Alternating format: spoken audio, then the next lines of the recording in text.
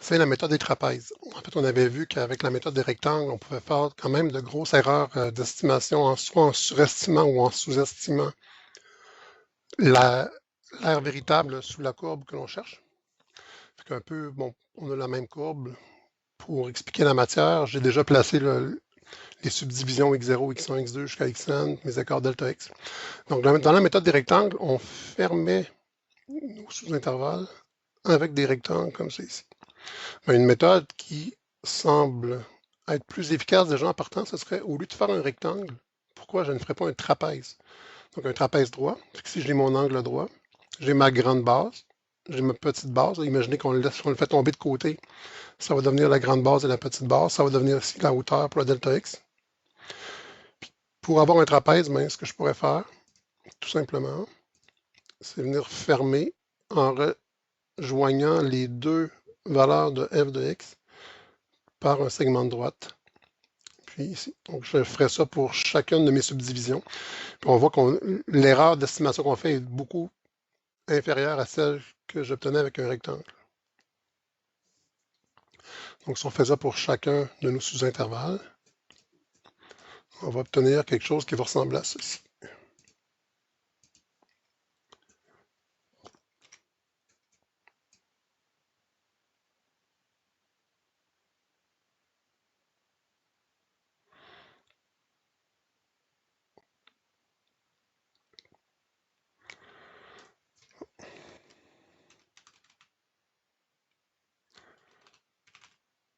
Okay. On voit que l'aire, si je fais l'aire de tous les trapèzes, je vais être beaucoup plus près de la véritable aire sous la courbe jusqu'à l'axe des x. Maintenant, il nous restera à établir la formule qui va nous permettre d'accéder à cette meilleure estimation. Il faut faire l'aire de trapèze. L'aire de chacun des trapèzes va être, en fait, la petite base plus la grande base divisée par 2 fois la hauteur. Si vous vous rappelez de l'aire d'un trapèze, c'est la moyenne des bases fois la hauteur. Qu'est-ce que ça donnerait avec ce qu'on a ici? Premièrement, petite base, je vais avoir f de x0, plus grande base, je vais avoir f de x1, divisé par 2 fois la hauteur du trapèze qui est delta x. Donc, au début, je vais avoir f de x0 plus f de x1 divisé par 2 fois delta x. Je fais la moyenne de mes deux bases fois la hauteur. Plus, donc, ici, je viens d'obtenir l'aire du premier trapèze. Petite base plus grande base divisé par 2 fois la hauteur. Pour l'aire du deuxième trapèze, qu'est-ce qui va se passer? Petite base. Puis, en fait, vu qu'on additionne petite base, grande base, dans chacun des cas, on peut dire soit la plus petite plus la plus grosse ou la plus grosse plus la plus petite, ça revient au même. Puis on va juste s'ajuster, on va y aller dans l'ordre numérique. Donc ici, je vais dire première base f de x1 plus deuxième base f de x2 divisé par 2 fois la hauteur du trapèze, qui est la largeur de mon intervalle. Donc f de x1 plus f de x2 divisé par 2 fois delta x. Pour mon troisième trapèze, j'aurai quoi?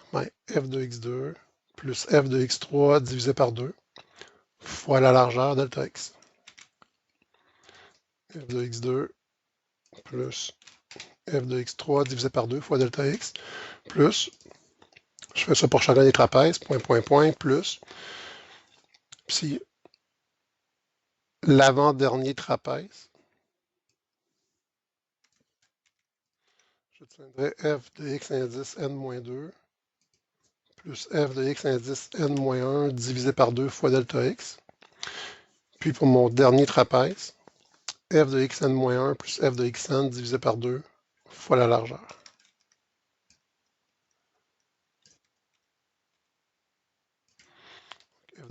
F indice x, f de x indice n-1 plus f de x indice n divisé par 2 fois delta x.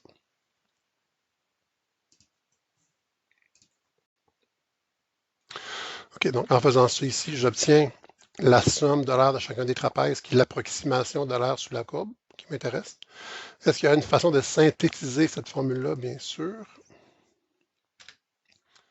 On pourrait dire que c'est égal à quoi? Bon, encore une fois, j'ai des delta x partout. Je vais pouvoir mettre delta x en évidence. J'ai des divisé par 2 aussi partout. Donc, je peux mettre un divisé par 2 en évidence en partant. Si je fais cela, qu'est-ce qui va me rester? Il va me rester, on a enlevé les delta x, on a enlevé les divisés par 2 en les mettant en évidence. Je vais avoir f de x0 plus f de x1, plus f de x1, plus f de x2, plus f de x2, plus f de x3, plus f de x3, nanana. Ici, plus f de xn-2, plus f de x indice n-1, plus f de x indice n-1, plus f de x indice n. Qu'est-ce qu'on remarque? Le f de x0, il apparaît seulement une fois. On ne le revoit plus dans la formule. Puis le f de xn aussi n'apparaît qu'une seule fois parce qu'il n'y a pas d'autre trapèze par après pour qu'il devienne la base de l'autre trapèze. Donc les extrémités n'apparaissent qu'une fois. On va les mettre de côté.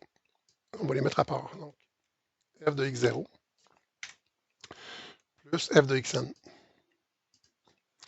Qu'est-ce qui arrive avec les autres? Ben, j'ai f de x1 plus f de x1, donc j'ai 2 fois f de x1. J'ai f de x2 plus f de x2. J'ai 2 fois f de x2. J'ai f de x3. Ici, j'aurai un autre f de x3, fait que ça me donnerait 2 fois f de x3. Ici, j'ai f de xn-1 plus f de xn-1, fait que j'ai 2 fois f de xn-1. Puis lui, il apparaît qu'une seule fois. Donc, outre les hauteurs aux extrémités, donc sauf f de x1 et f de xn, toutes les autres apparaissent 2 fois, puis je fais leur somme. Donc, je vais faire f de x1 plus f de x2 plus f de x3, puis je vais faire le résultat fois 2. Donc, je vais dire que c'est 2 fois la somme sur les i allant de quoi à quoi. Ben, quelle hauteur apparaissent 2 fois? La première, c'est x1, donc je commence en 1. C'est laquelle qui apparaît 2 fois en dernier? C'est f de xn-1, qui est la dernière hauteur à apparaître 2 fois. Donc, j'arrête à n-1. n-1 cette fois-ci.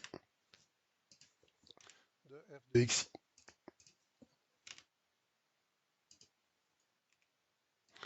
C'est bon, on vient de synthétiser la méthode des trapèzes. Delta x divisé par 2 fois la première hauteur plus la dernière hauteur plus la double somme de toutes les hauteurs intermédiaires.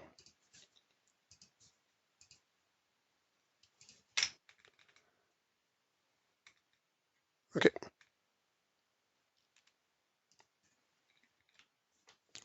J'ai pris le même exemple que tout à l'heure pour pouvoir comparer les méthodes. Donc, on va encore avoir l'air sous la courbe de fonction x3 plus 2, de 0 jusqu'à 5 avec 10 trapèzes, au lieu de 10 rectangles.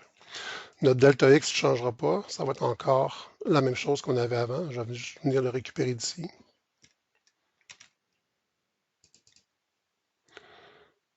Ce sera pas long. J'ai un copier-coller un peu malheureux, mais tout va rentrer dans l'ordre.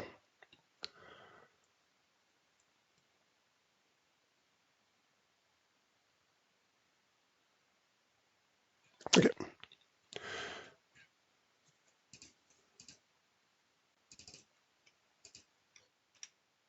Voilà. Donc, mon delta x, c'est la fin de mon intervalle 5 moins le début de mon intervalle 0, divisé par mon nombre de subdivisions, dans ce cas-ci 10 trapèzes. Chaque trapèze a une largeur de 0,5. Mais contrairement à tout à l'heure, dans la méthode des rectangles, on commençait à x1. Mais là, j'ai besoin du x0. Donc, je me rajoute une ligne dans mon tableau qui est ici. Le premier trapèze va de 0 à 0,5, le deuxième de 0,5 à 1, jusqu'au dernier qui va aller de 4,5 à 5. J'ai recopié les hauteurs de tout à l'heure. J'ai juste rajouté le f de x0 qu'on avait pour tout à l'heure. Donc 0 au cube plus 2, ça donne 2. J'ai ma petite base, ma grande base. Je vais pouvoir faire mon calcul qui est ici. Donc, ce que je vous conseille de faire, c'est de faire la somme des valeurs qui sont ici pour commencer. Si je regroupe ces valeurs-là ici,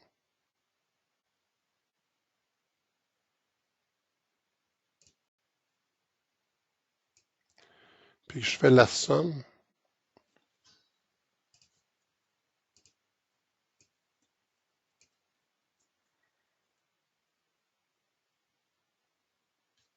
la somme va me donner quoi? 2,125. En fait, je calcule la somme là, qui apparaît ici. La somme sur les i allant de 1 à n-1 de f de x.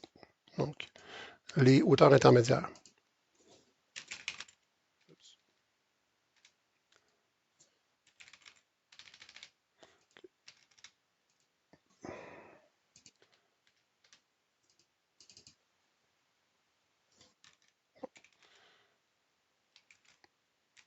La somme intermédiaire va être égale à quoi? Si on additionne les nombres qui ici, on obtient 271,125.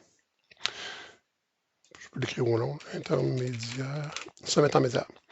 Donc, si je veux avoir l'air, j'applique ma formule.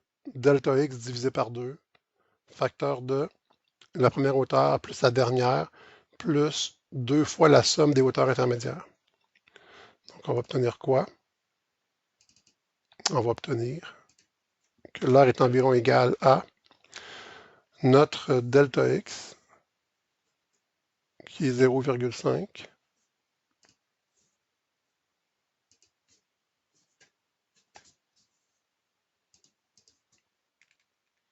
divisé par 2,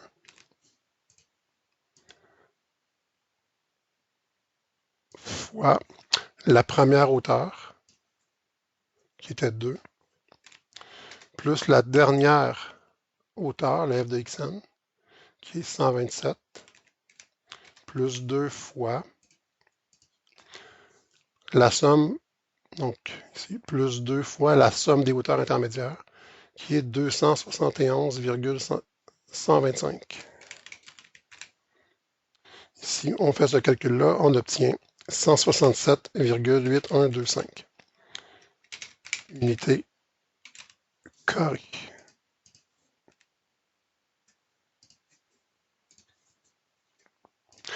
OK, tout à l'heure, on avait obtenu 199,6025. Là, on se doute bien qu'avec la méthode des trapèzes, on va être plus précis. Puis on arrive à 167,8125. Donc, on voit qu'on avait vraiment trop surestimé notre R avec la méthode des rectangles. Puis ici, on voit pourquoi on ferait la méthode des rectangles et non pas toujours la méthode des trapèzes. C'est encore un problème de coût-bénéfice. C'est plus long faire la méthode des trapèzes, les calculs sont plus élaborés, ça prenait une ligne de plus.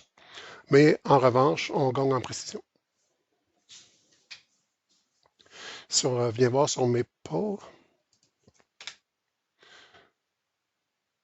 je remets ma fonction, je remets la bonne fin d'intervalle, 10. Ici, au lieu de faire des rectangles, je faisais des trapèzes. On voit qu'avec seulement 10 trapèzes, on épouse vraiment très bien la courbe. Puis on a la réponse 167,8125 qu'on avait obtenue tout à l'heure. Qu'on vient d'obtenir. 167,8125.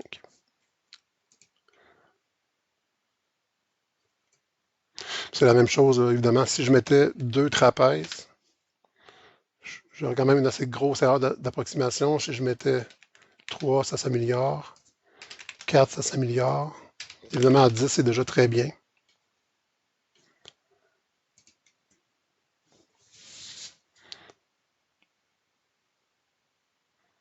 Évidemment, bon, si j'augmente le nombre de trapèzes, ça devient pratiquement parfait.